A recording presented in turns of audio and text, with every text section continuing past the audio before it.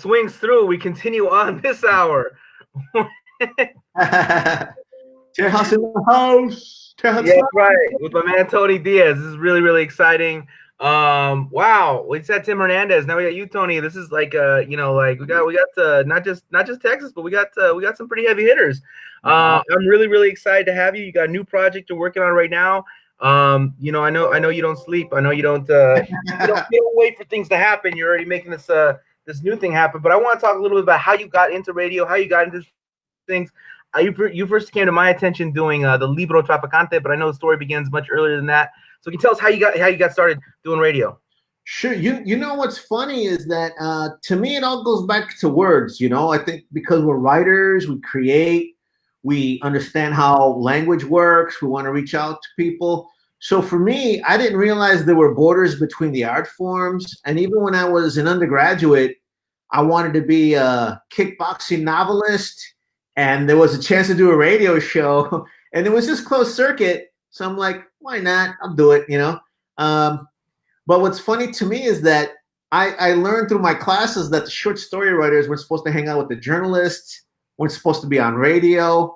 And, as the border crosser that I am, I'm like, well, I'm going to be breaking that rule.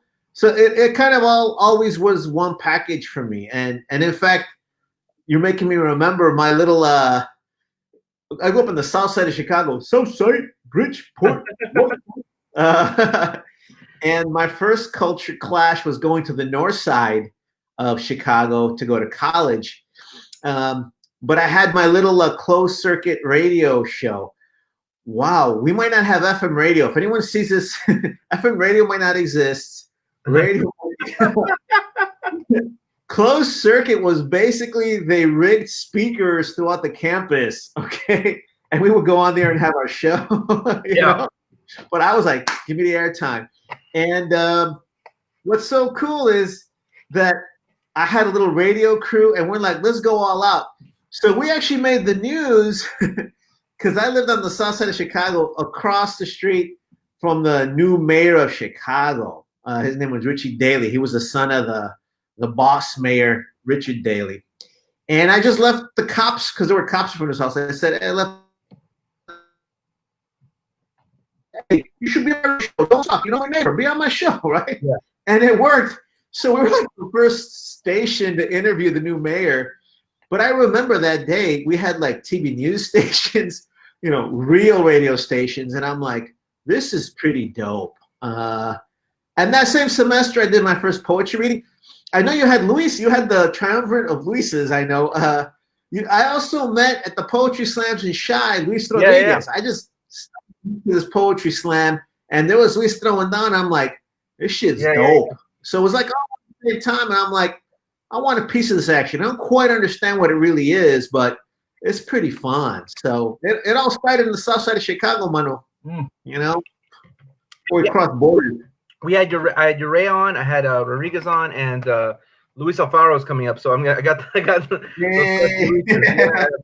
right. Luis is also my favorite mariachi band. My favorite Chicano hip hop group is Los Tres Luises right there. So have them flow. That's right. I'm gonna bring them all back on for like the anniversary show, and I'll have them battle rap all three Luis. See which Luis stands alone at the end. So Tony, like that's an incredible story about how you got started. So I know that one of the big things I want to talk about what you're doing now, but I also want to talk about the fact that one of the things that's kind of constantly come up in conversations I've had, especially with people who are involved in, people involved in literature, people involved in radio, media of any kind, is this question that we as a community are facing these kind of twin oppressions, one of misrepresentation and one of underrepresentation. And so oftentimes when we're trying to fight that underrepresentation, we find ourselves participating in the misrepresentation because something's better than nothing, right? That's kind of the attitude. So how do we end up fighting this? How do we end up fighting underrepresentation in a dignified manner? How do we do that? Like, because how do we I don't know. You're the expert. You tell me. Yeah, dang, I got promoted. All right. Yeah, I can do the introduction again. This is an expert Tony Diaz. You know, explain the world to us. Hey, you know what? It's. I love that you're bringing that up. One, of course, our cultural capital is key to that, right? We got to stay true to community, each other. I love that you're doing that by doing these interviews, linking us all together. I think we've always had that tension. It's how do we cultivate community cultural capital, be true to ourselves, and get the word out when. I mean, you know, I left Chicago to come to Texas to become a writer. I actually I'm the first Chicano to get a Master of Fine Arts in Creative Writing. That's an example there because these systems don't have enough, you know, go down the list, any of us in these systems still, and they come up with narratives that push us away from who we are. And then you're torn. Do I write that way, which seems to be the way to get published, which is what all the books you're reading are like? Or do I stick to my voice, but where's my voice? I think that's the common tension. What I'm working on right now is actually writing about community cultural capital. And I mean, I guess the way I will put it is that the trick is we have to really, we have to quantify, cultivate, and accelerate cultural capital, especially with writers. What's going to happen is that the outside world comes and finds any of us, and they're like, we found the Mexicans. Here we go. Let's publish them. We don't even have time to get into the whole fiasco of all the dirty tricks revealed from the publishing world of American Dirt. But that's the same idea where they find the tip of the pyramid, and then the question is, well, do they remove it and isolate it? And it's tempting, you know. Some writer's going to get whatever, you know, money. It could be publication, and like, I'm going to do that. But then these same institutions are going to come back and say, well, we wanted you to bring the other Latinos with you. They're not buying the books. Why? Well, because you've been removed from the community. Right. And that's the constant tension. For me, just like for you, it's always been important to stay true to the community, right? And it's like, and it's ironic because as writers, at some point you gotta shut the fuck up and be quiet and sit down and write by yourself. But then on the other moment, you know, other moments you gotta bond with the readers, and I think it's the ongoing tension which we can get swallowed up. But I think the fact that right now we're in the COVID-19 epidemic lockdown, you're running to community, which is great. You know, likewise too. I've been writing my butt off on books at once because there's no narrative. I mean, there's no protocol for what we're talking about. You know, Gloria Anzaldúa talks about it. You know, band writers talk about it, but I wanted to really break it down. So I think that's it. That's the constant tension, and we need each other to keep each other in check, to shoot the breeze with. You know, kick each other's ass now and then, and say, hey, you know, you're forgetting the community, or be there and say, yo, mano, you know, I'm a little off track here. Help me get in place. And that's really it. It's kind of like they're not going to teach this in graduate school, in college. And yo, they banned it in high schools in Tucson. You know, they were learning this. The Tucson kids were learning this, and they did it so well that Arizona went in and banned it and smashed it. So yeah, once we answer it, they move the goalposts. You know. But, yeah. You know, so you know, I don't want to talk about American Dirt, but what I'm interested in is the fact that I did a couple. I up north, Jose Luis who works at City Lights, and a few other people. You know, we would just go to the places that we knew she was reading online and just like post negative reviews. Just, you know, post some negative reviews about the book, or just, you know, like on the website or the Facebook page of the event or something like that, right? And as a result, the publishers claimed that like this was like physical harassment, that we were in danger. So what's your response to that aspect of the fiasco? Forget the rest of the fiasco. That right there. Oh no, that's playing off the stereotype that we're violent. And for example, that's a dangerous stereotype.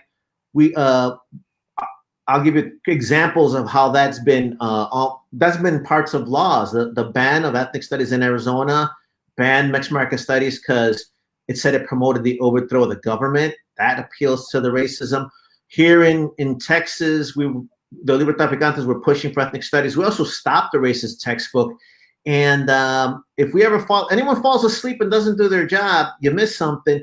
This particular textbook was about to be endorsed. It was written by a former Texas State Board of Education board member who rigged the system and gamed it, just like American Dirt. You had people in the system that are gaming it to make a buck, stealing our cultural capital, and then in turn calling us violent, because the book had as a definition, okay, now if we all had not united and stopped this racist textbook, here's what Texas school kids would be quizzed on. The question would be, true or false? Are Chicanos violent and want to overthrow Western civilization? If you wanted to get an A, you would be like, yes. Yeah. Okay. So it's this common, it's this old technique to shut us up. And I'm broadcasting to you here from Tejas, where they used to lynch. In Tejas, they used to lynch Mexicans here. Okay. So back in the day, the big mouth Mexican caught the business end of a rope. And that's traumatized people to keep their mouths shut. Now, when we speak up, they try and go back to that. So, the publishers knew not only that was not the case, because, we don't condone violence. I'll just add one more thing to that. The other part that was insulting to our intelligence is that we were implying that a non, Latinx, Chicano, whatever person couldn't write about our stories. That is an insult to our intelligence. And let's get straight. When that garbage book Aztec by Jennings, that was fun. I didn't protest that book. It was like, cool, write about the Aztec. There's your myth. But no one was telling me that it's our story. We have to embrace it. And here's the authentic story, right? When Michener used to give grants from the royalties for his books to the UH Creative Writing Program. So I read up, I'm like, let me read some of these Michener books. He wrote some terrible book. It was bad. Mexico. I didn't say ban it. I didn't say, hey, cool. This dude at least gives money back to students. It was a terrible book. It didn't get published before it was famous. And another dirty trick of publishing is once he was huge, he just basically, went through it, submitted it. It wasn't top notch. It got published. They don't do that for our community. They steal our stories. Right. They say we're violent, and they don't promote us the way they promote Latino writers.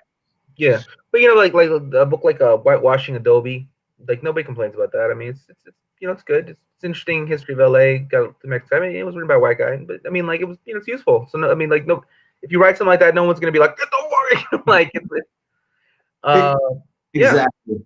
So I can give examples like that, but we had Christopher Carmona on earlier, and he was talking about some of the struggles with that textbook you mentioned. Can you talk a little bit about can you expand a little bit on textbook? I mean, because I don't think people realize how just outrageous it was. I mean, I remember reading about like mañana culture and all kinds of stuff. So can you give us some of these more egregious parts of this book?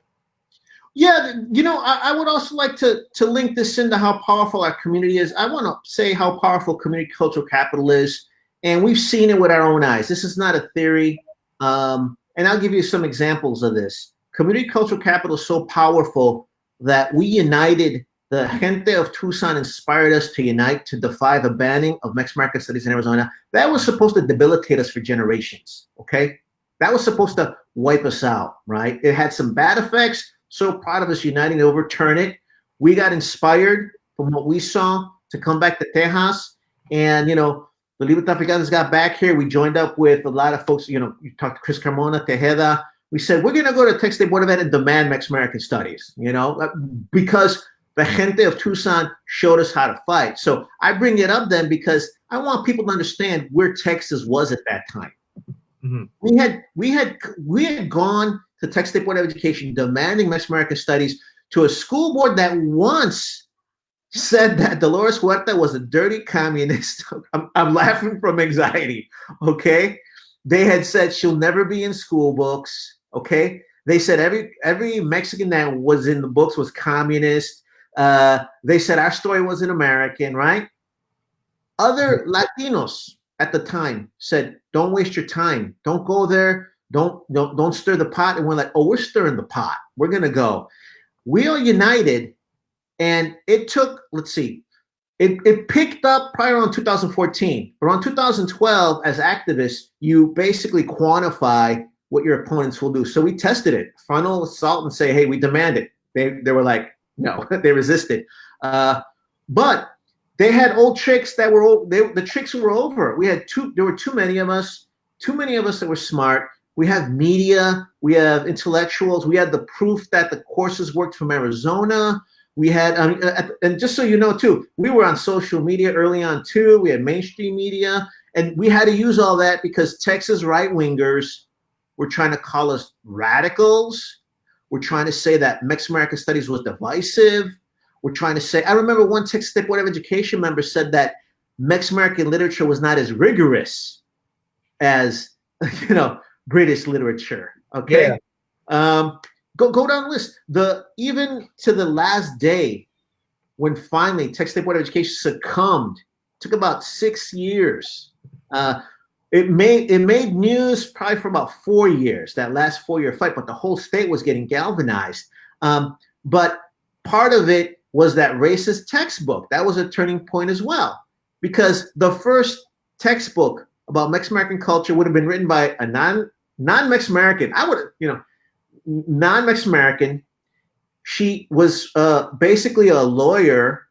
She used to be on Texas State Board of Education, and she was sitting on that board, not trying to make education better for students. She was looking at how to make a buck and game the system. So she slapped together a book because she had the resources. She had the capital to pay people to Google.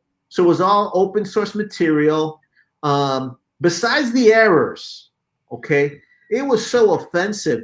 There was nothing intellectual about Mesoamerica, about the New World, that Mexico was prone to violence, that we were violent. Every cliche you can imagine would have been institutionalized.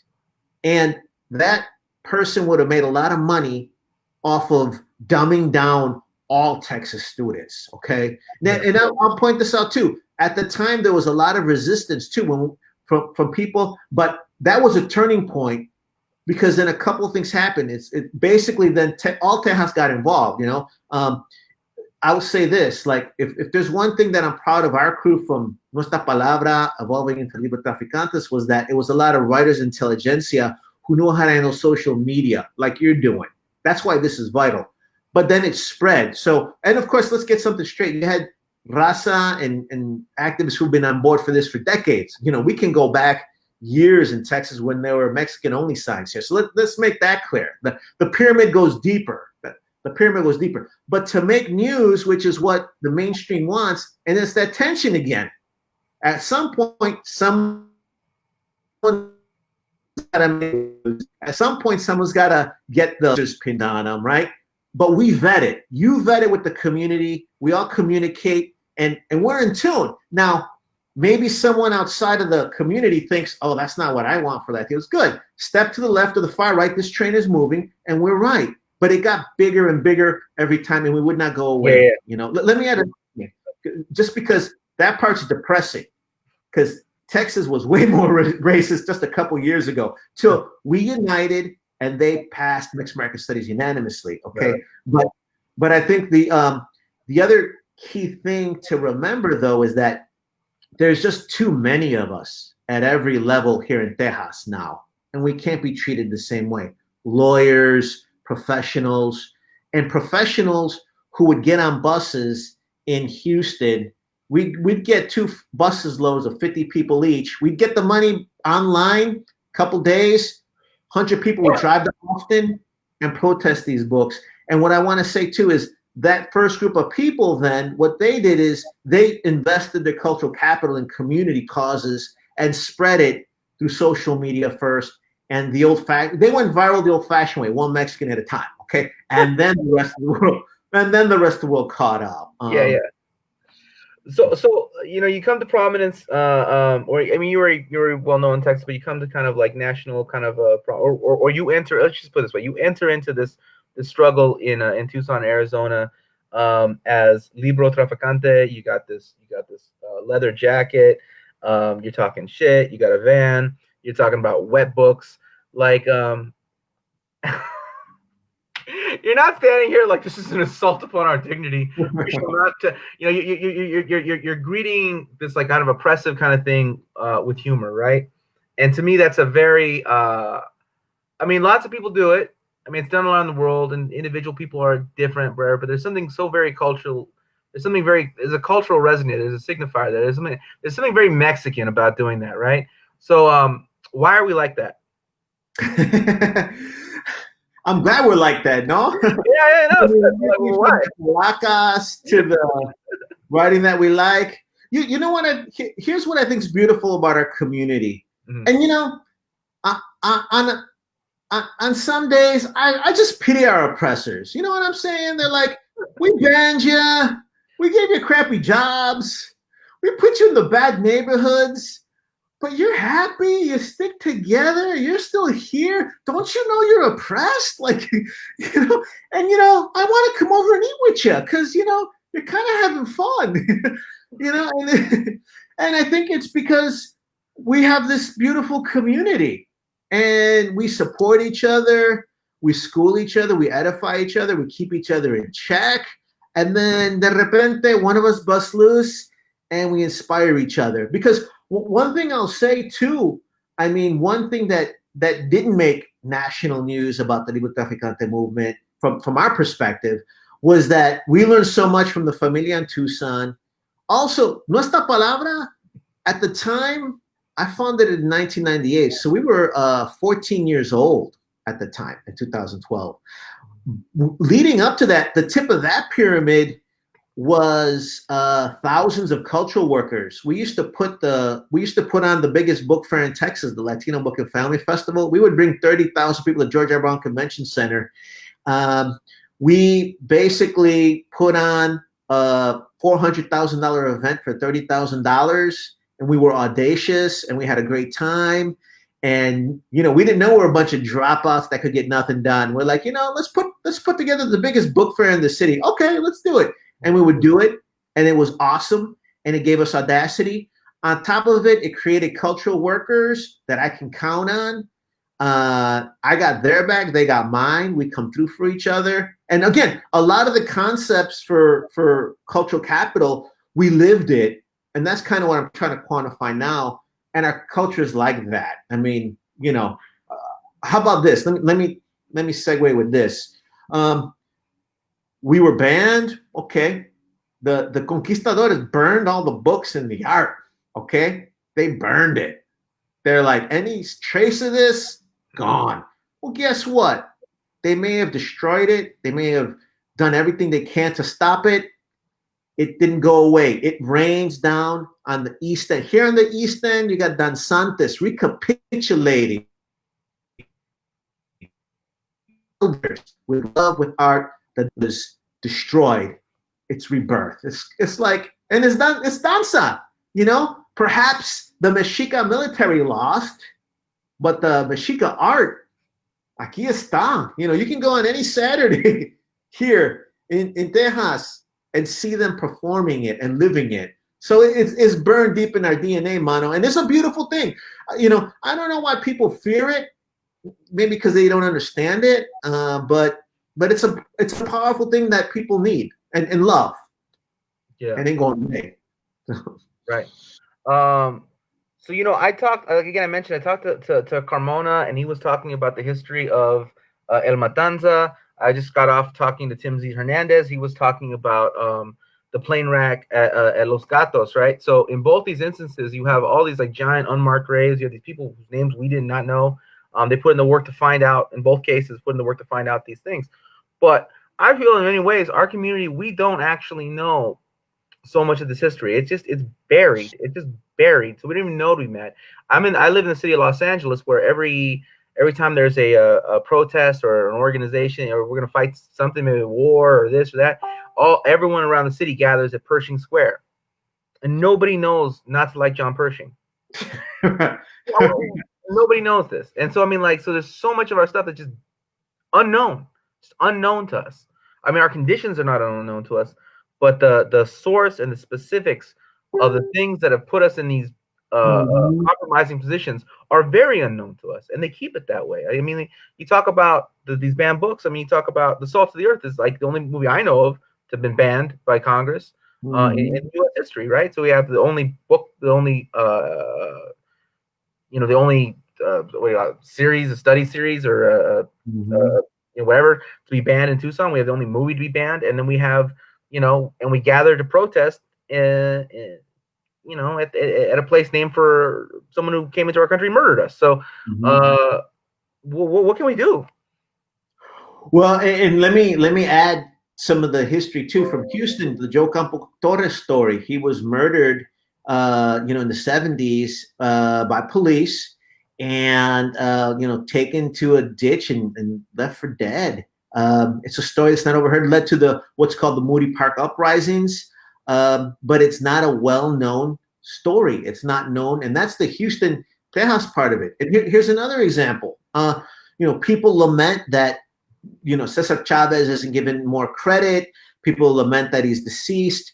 Well, they forget that half of the founders of the United Farm Workers Party is still alive. Dolores Huerta is still alive. A film was made about her, and you got Santana, who donated money, and I thought because Santana was behind it, and because people lament the passing of Cesar Chavez, that she would get more notoriety for it. And she's alive and overlooked and not extolled. And so to me, that says it all. We are in a battle for cultural capital. If we don't edify our culture ourselves, our way first, it will be taken away from us. And let's go back to American Dirt. That revealed the dirty tricks. I thought too that it was, if we get enough writers, if we play within their systems enough, we can get our writers to be distributed at that length. That proves that was not the case, because you and I can name, you can send them the interviews you had. You're like, how many great writers you want? They're not extolling any of those. The machine that is the epitome of the business of the publishing world is not extolling all that. So we are in a battle for cultural capital where they don't want to be imagining us as intellectuals, even though at this very moment our community as intellectuals is vital. Now, I don't want to scare people, but let's put it this way. I think right now we need to have all our community reading, writing in different areas, because this COVID-19 thing has proven that every system we believe in can be shaken at any moment, and we need everybody on deck. Maybe it's going to be a little, Boricua who's now 15 is going to be the doctor to solve the next disease. We need everybody on point. And here's the other thing too, Matt. I mean, I get it. When I was in 6th grade and walked into a classroom, the teachers weren't saying, "I wonder if he's going to write fiction or poetry." They're looking at me, and I could speak English well, and I would boggle their mind. But I think I've yet to meet any writers that had access to it that used it for wrong. We can become professors. We write, we share the information. No bad comes from it, right? And in fact, to the contrary, if we're pushed out of schools, the odds for us succeeding become tougher. So I think people have to get over it, and they're gonna. And it's in our lifetime, Matt. I'll make a prediction here, talking to you. In our lifetime, that perception of us as violent and not intellectual is gonna cave in, and people are gonna stand that we must be edified, and we're a big part of this fabric. I think it's gonna happen in our lifetime. Now I don't know if that's 10 days, 10 years, or I'm gonna live to 300. By the way, my son is printing bionic parts for me in the other room right now. So yeah. Well, I think that's going to happen, but the what do you call it?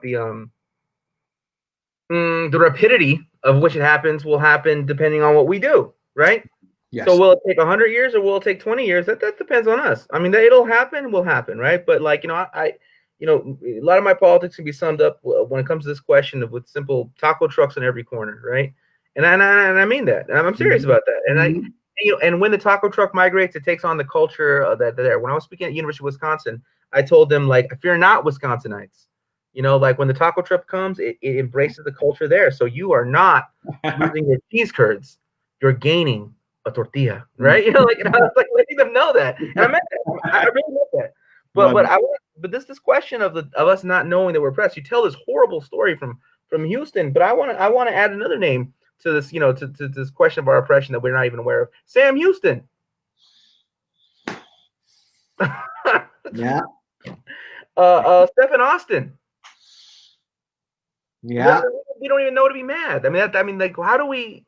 I mean, like, we don't even. I mean, like, you look at these things that are more obvious and are more well known, Confederate statues, or just different, just these different, like, Native American mascots. All these things are like very clear, but we as a community, we tend not to know to be mad. unless someone says something about us, like us living now, like you pointing at you. I'm like, oh shit, but in terms of like these historical things, like we don't, we don't even know this is wrong. Wait a minute, this is wrong. Well, and it doesn't even have to be that egregious or that spectacular. We could walk into households here in Houston where the parents aren't pushing the kids to study, to learn for different reasons. Sometimes it's because they got to work. Sometimes they say, go play football, right? So to take that to the first extent, that's why I think what writers do is vital, because we inspire and the people get to the book when it's key. Again, like my obsession right now is writing about cultural capitalism. How do we accelerate it? I think that's why Only Art Can Save Us. That's why the book banners ban the stuff. They ban the stuff because they know those books will work. Those books will inspire folks. And again, every family should have a family library. So the taco trucks need to come. The family libraries need to be there. And, every young person should be fired up and reading and excited, because only bad things come when that doesn't occur. So to me, I think that's why our work is vital. And I think you're right. It's in our hands. We have to keep animating ourselves. But at the end of the day, we got to invest in the cultural capital, not be deluded by the capital, not be scared by the intimidation. Because let's be real too, there's very direct attacks in our community. There's the racist attacks from President Trump, where it's pretty simple. I just have to sit down. And by the way, you're calling me from a blue state. You're calling me from the bluest state. Okay. When you hear the word Texas Tea Party, you have an image in your head. Okay. Of course, yeah. Surrounded by them. All right. Right. Just so you know, I got the radio show Nuestra Palabra. People can tune in. The movement's 22 years old. They can tune in kpft.org on Tuesdays. We now have Latino politics and news, because the down ballot, there's a lot of elections that are moving. I also do a political talk show here on Fox 26 Houston. Don't get scared. It's a Fox show. But I get to tell off right-wingers.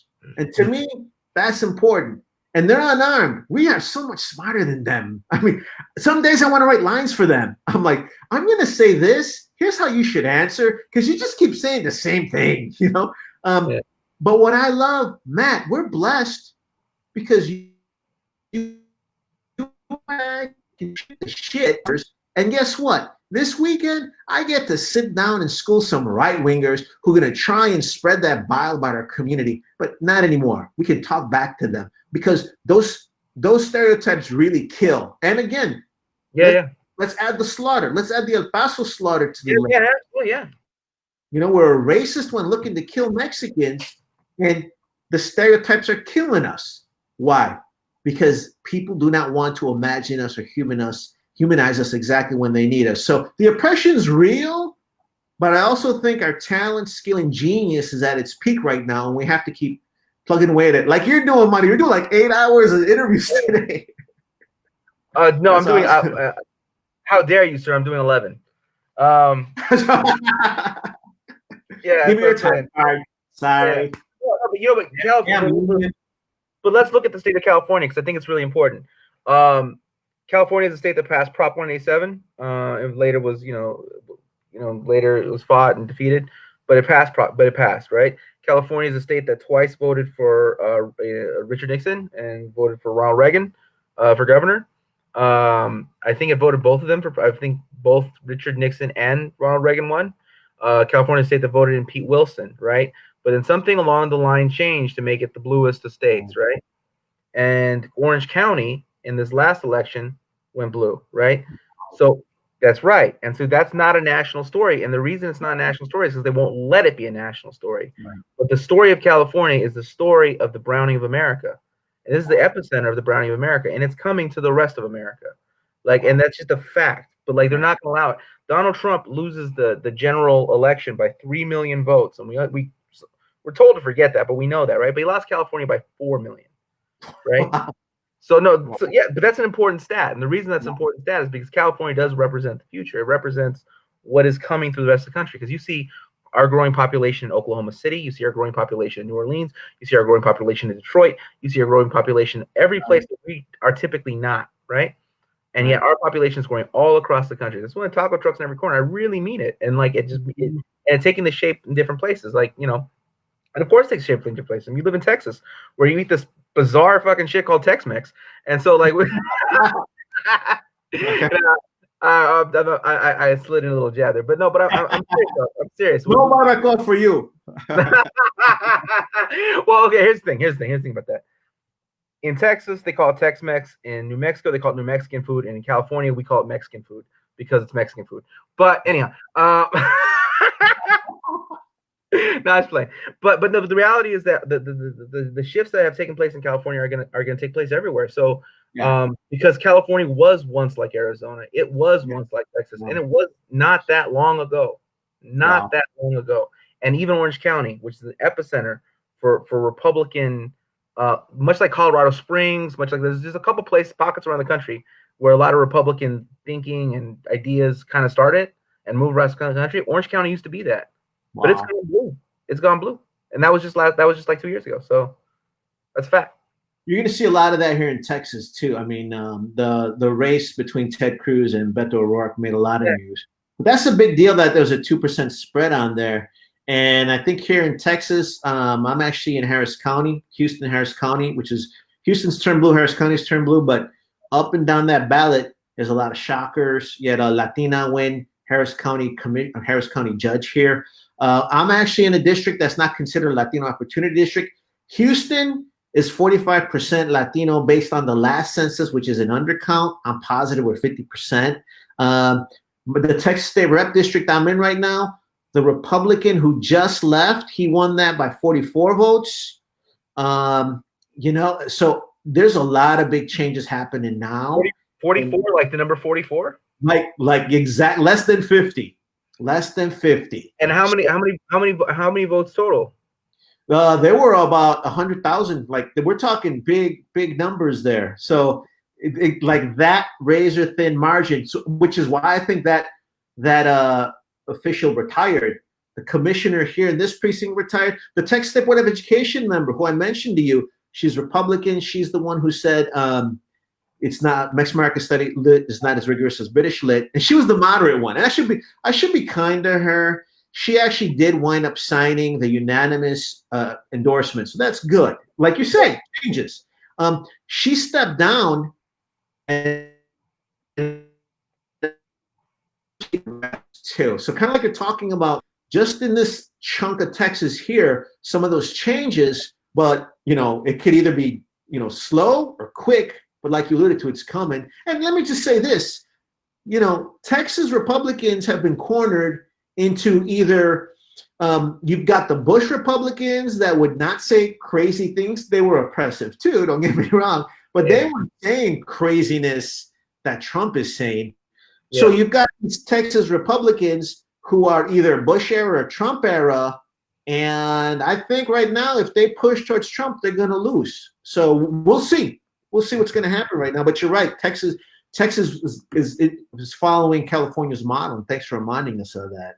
Well, I don't think it's like California is see, there's a myth about California, right? Which is like this idea that California is this great place with these liberals and da da da da da. And it's like this idea of like this like really cool white guy, the California kid, right? And he's the California kid, and he knows things that other people don't. He's like ahead of the times, right? And he's like surfing on a surfboard. He's like, hey man, don't be racist. That's not cool anymore.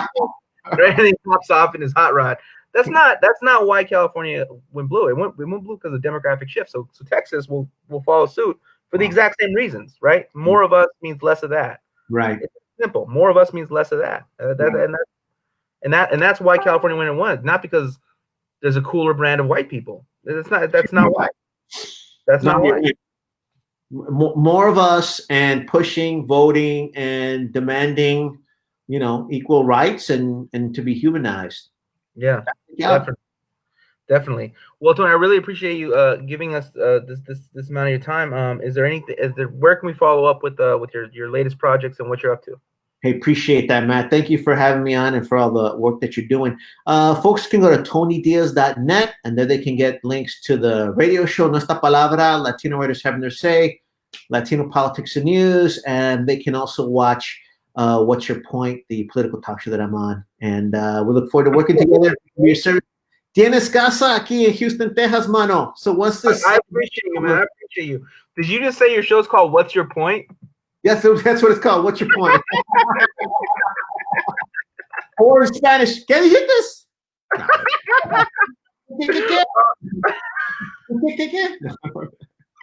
I really appreciate you. I really appreciate your time, and we'll be talking soon.